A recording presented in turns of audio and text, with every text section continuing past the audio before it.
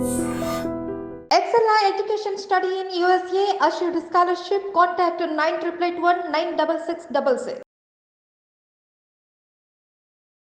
Welcome to I dream. నేను మీ సురేఖ. ఇవాళ మనతో పాటు ఉన్నారు ప్రముఖ Ayurvedic doctor, non surgical Ayurvedic specialist, Suraksha Ayurvedic centre founder doctor Purna Rajeshwari గారు. వారితో మాట్లాడి మరిన్ని విషయాలు తెలుసుకుందాం. నమస్కారం అండి. నమస్తే అమ్మా. మేడం, ఈ మధ్య కాలంలో చూసినట్లయితే క్యాన్సర్ అనేది చాలా మందిలో ఎక్కువగా చూస్తూ ఉన్నాం. అవును, అసలు ఎందుకు వస్తుందో తెలియట్లేదు. భయం అనేది ఎక్కువైపోయిందండి. అవును, మొన్న చూస్తే పీచు మిఠాయి వల్ల క్యాన్సర్ వస్తుంది. అవును, పిల్లలు తినే ఫుడ్స్, ప్యాక్డ్ ఫుడ్స్ వల్ల క్యాన్సర్ వస్తుంది. పిల్లలకి క్రాఫ్ట్స్ కోసం యూజ్ చేసే క్లే లాంటి వస్తువులతో కూడా క్యాన్సర్ వస్తుంది అని అంటున్నారండి. అవునమ్మా. సో మీరు ఒక్కసారి ఎలాంటి వాటి వల్ల క్యాన్సర్ వస్తుంది, ఎలాంటి విషయాల్లో పిల్లల దగ్గర నుంచి పెద్దవాళ్ళ వరకు జాగ్రత్తగా ఉండాలి అనే విషయం గురించి చెప్తారండి. యాక్చువల్లీ అంటే నాకు ఇప్పుడు 68th ఇయర్. సో మేము చిన్నప్పుడు ఆడుకున్న ఆటలు 68 ఇయర్స్ 60 ఇయర్స్. సో మేము చిన్నప్పుడు ఆడుకున్న ఆటలు అవన్నీ గుర్తొస్తున్నాయి. అట్ ది సేమ్ టైం ఈ జనరేషన్లో పిల్లలు ఎంత రిస్క్గా అయిపోయింది వాళ్ళ లైఫ్ అనేది తలుచుకుంటే చాలా బాధ అనిపిస్తుంది. ఎందుకంటే మేము మట్టితో ఆడుకున్నాం. ఇప్పుడు మీరు అడిగినట్టు క్లే మట్టితోటి ఆడిస్తున్నారు, పేరెంట్స్ ఆడిస్తున్నారు, స్కూల్స్లో కూడా వాటితో చక్కగా రకరకాల బొమ్మలు చేస్తుంటే నిజంగానే చాలా హ్యాపీగా ఉంటుంది, సాఫ్ట్గా ఉంటుంది, కలర్ఫుల్గా ఉంటుంది, ఎలా అయినా చేసుకోవచ్చు మనం. కానీ అందులో వాడేటువంటి కెమికల్ కానీ, ఆ సాఫ్ట్నెస్ కోసం వాడేది కానీ, అదంతా కూడా రకరకాల కెమికల్స్ ఉంటాయి అన్నమాట అందులో. అవన్నీ కూడా పిల్లలు అరిచేతులతో అలా పట్టుకుంటారు కదా, సో అందులో నుంచి క్విక్గా బ్లడ్లోకి వెళ్ళిపోతుంది అనమాట. సో ఏదైనా మన అరిచేతులు అనేవి ఎక్కువగా ఏది టచ్ చేస్తామో వాటి వలన మనకి గుడ్ హెల్త్ అయినా వస్తుంది, బ్యాడ్ హెల్త్ అయినా వస్తుంది.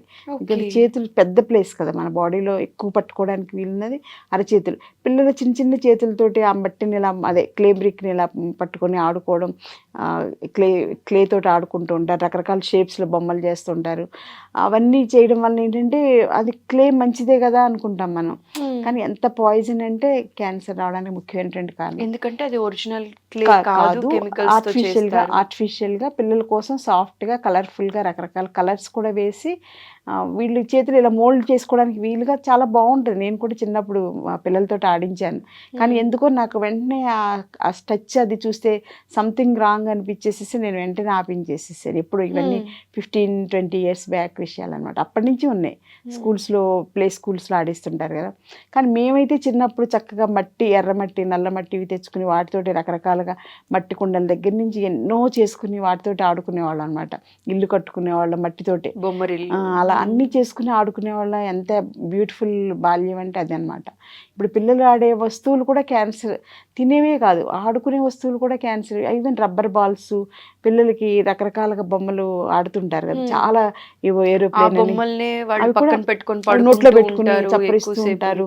అలాగే ఇవి అవన్నీ కూడా కెమికల్స్, స్ట్రాంగ్ కెమికల్స్ అవన్నీ కూడా. సో ఇట్లా వాడే బొమ్మల వల్ల కూడా వస్తుంది, బొమ్మల వల్ల కూడా క్యాన్సర్ వస్తుంది. వాళ్ళు దేంతో ఆడాలి, ఎలా బ్రతకాలి? పేరెంట్స్ ఏంటంటే ఈ రూమ్ అంత బొమ్మలు పడేసేస్తారు పిల్లలకి, రకరకాల కార్లు, రకరకాల బొమ్మలు, టెడ్డీ బేర్స్, ఇవన్నీ రూమ్ అంతా వాళ్ళు ఒంటరితనాన్ని అంతా పోగొట్టాలని డబ్బుతోటి బొమ్మలతోటి నింపేద్దామని నింపేస్తారు. వాళ్ళకి తెలియదు పాపం. పేరెంట్స్ ఎవరైనా మంచి చేద్దాం అనుకుంటారు కానీ వాళ్ళకి తెలియదు కదా. ఇప్పుడు మా ఎక్స్పీరియన్స్ ముందు వాళ్ళకున్న ఇది చాలా అసలు నథింగ్ అనమాట.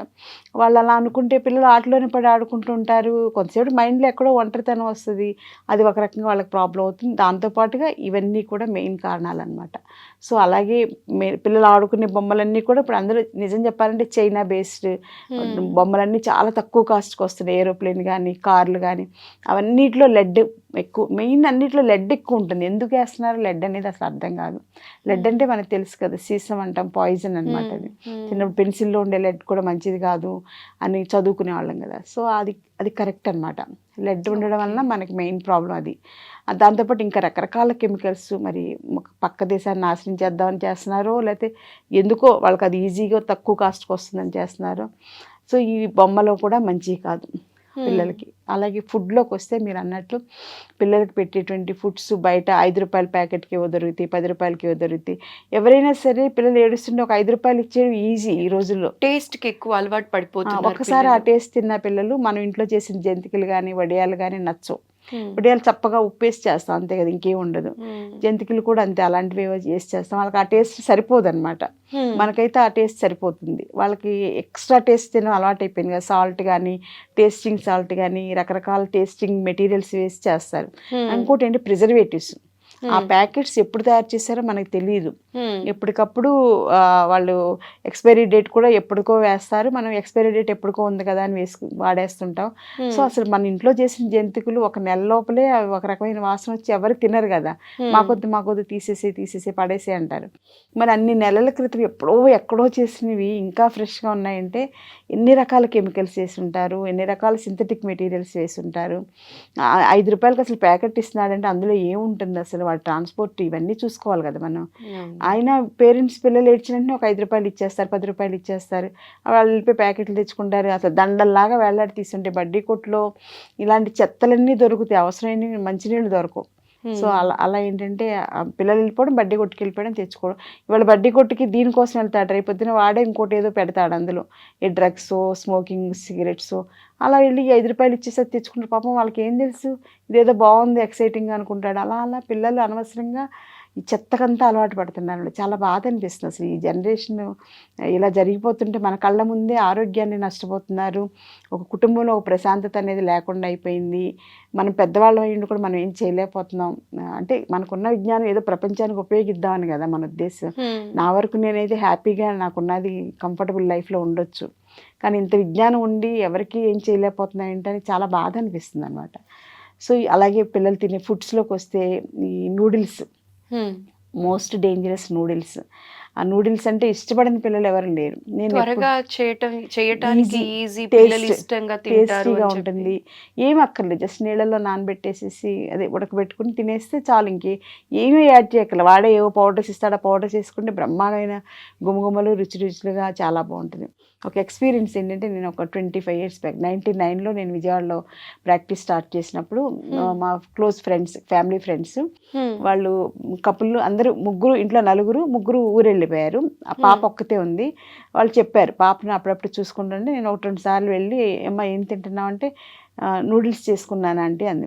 ఏంటమ్మా అంటే, మార్నింగ్ ఏంటంటే నూడిల్స్, మధ్యాహ్నం ఏంటంటే నూడిల్స్, డిన్నర్ అంటే నూడిల్స్, ఇంకేం లేదు అమ్మాయికి, నో మోర్ అదర్ చాయిస్ అనమాట. అలా వాళ్ళ పేరెంట్స్ 5 to 7 days లేరని గుర్తు నాకు. సో ఆ అమ్మాయి అదొక్కటే తింది. నాకు చెప్పాలంటే మొహమాటం, ఏమనుకుంటారో వాళ్ళు హట్ అవుతారు కదా జనరల్గా, చెప్పకుండా ఉండలేను. అప్పటి నుంచి 25 years నుంచి నాకు ఆ నూడిల్స్ మీద ఒక రకమైన నెగిటివ్ అనేది అర్థమైపోయింది అనమాట. ఎందుకంటే అది అందులో అసలు ఒక మైదా పిండి ముద్దని అన్ని రింగులుగా రావాలంటే అందులో ఎటువంటి కెమికల్స్ కలపాలి, అది నిలవ ఉండాలంటే ఎలాంటివి కలపాలి, ప్లస్ అందులో టేస్ట్ కోసం ఇంత చిన్న ప్యాకెట్ అంతా చేస్తే నూడిల్స్ పెద్ద ఎక్స్పెన్సివ్ కాదు. అంటే ఇప్పుడు మనం వాడే ఆయిల్స్, మనం వాడే ఆవు పాలు, మనం వాడే ఇవన్నీ చూస్తే చాలా ఎక్స్పెన్సివ్ కదా. ఆ నూడిల్స్ అనేది చాలా తక్కువ కాస్ట్, ఇంత పౌడర్ తోటి అంత టేస్ట్ ఎలా వస్తుంది అసలు అంటే అందులో ఎంత భయంకరమైన టేస్టింగ్ మెటీరియల్ వేసాడు, కెమికల్స్ వేసారని మనం అర్థం చేసుకోవాలి. ఏదైనా షార్ట్ కట్లో వచ్చినా, తక్కువ కాస్ట్కి వచ్చినా డెఫినెట్గా మనం అనుమానించాల్సిందే. మంచి అనుకునేది కొంచెం మంచి క్వాలిటీ, ఆ రేటు, ఇది అనేది, ఆ స్టాండర్డ్ అనేది ఉంటుంది.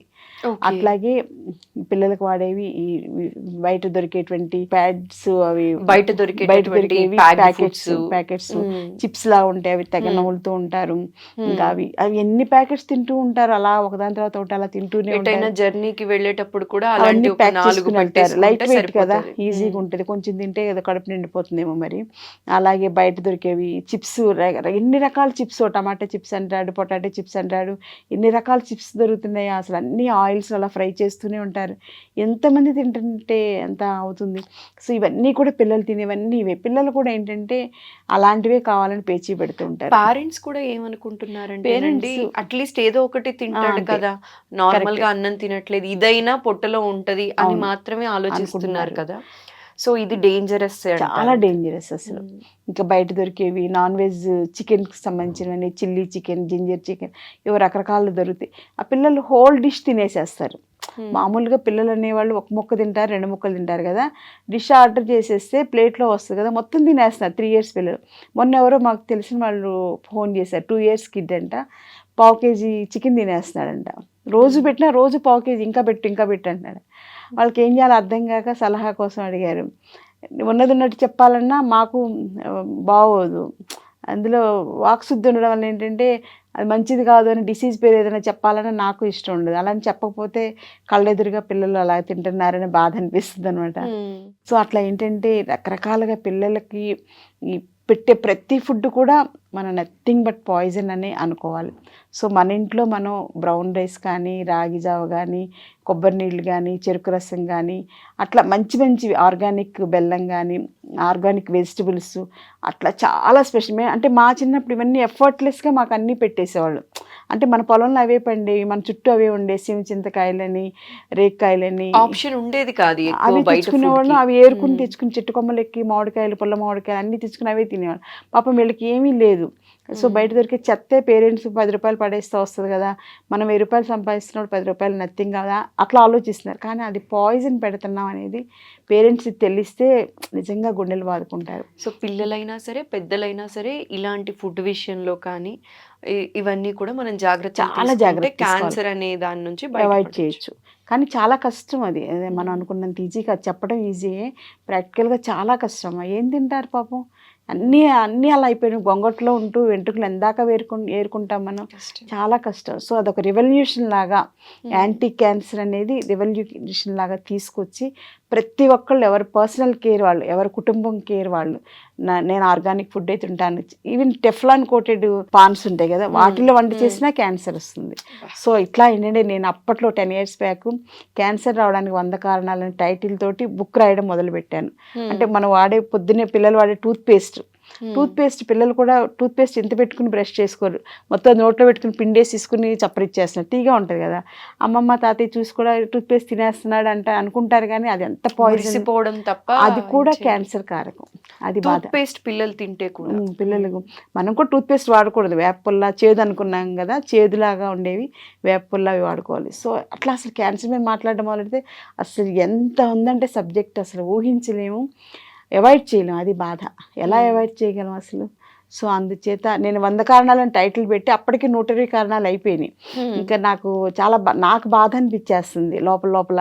అబ్బా అంతా ఇలాంటి చోట్ల ఇలాంటి జీవితంలో ఉంటూ ఎలా అవాయిడ్ చేయగలం? నేనంటే నా వరకు నేను మడికట్టుకుని ఏదో 99% ట్రై చేస్తాను, కానీ 1% నేను కూడా చేయలేరు, కష్టం అయిపోతుంది. ప్రతిదీ ప్లాస్టిక్ ప్యాకింగ్ అయ్యి వస్తుందమ్మా ఇంట్లో. మనం ఏ శనగపప్పు తెచ్చుకున్నా, వేరుశనగపప్పు తెచ్చుకున్నా, బియ్యం తెచ్చుకున్నా అన్నీ ప్లాస్టిక్ ప్యాకింగ్ అయ్యి. వాడు ఎప్పుడు ప్యాక్ చేశాడో తెలియదు. ఆ ప్లాస్టిక్ కన్జంప్షన్ అంతా మన ఫుడ్లోకి వెళ్ళిపోయి ఉంటుంది కదా. సో మనం అవే ఆనందంగా వండుకుని తింటున్నాం, అవి ఆర్గానిక్ అనుకుంటున్నాం. కానీ ఆ ప్లాస్టిక్ పాయిజన్ ఎలా అవాయిడ్ చేయాలి? సో ఇట్లా నాకు తెలియకుండా నేను కూడా చాలా ప్లాస్టిక్ కన్జ్యూమ్ చేస్తున్నానని నాకే చాలా బాధ అనిపిస్తుంటుంది అన్నమాట. ఇంకా అలా నేనే ఇంత అవేర్నెస్ ఉండి, ఇంత నాలెడ్జ్, ఇంకా బుక్ కూడా నేను రాయడం ఆపేసాను.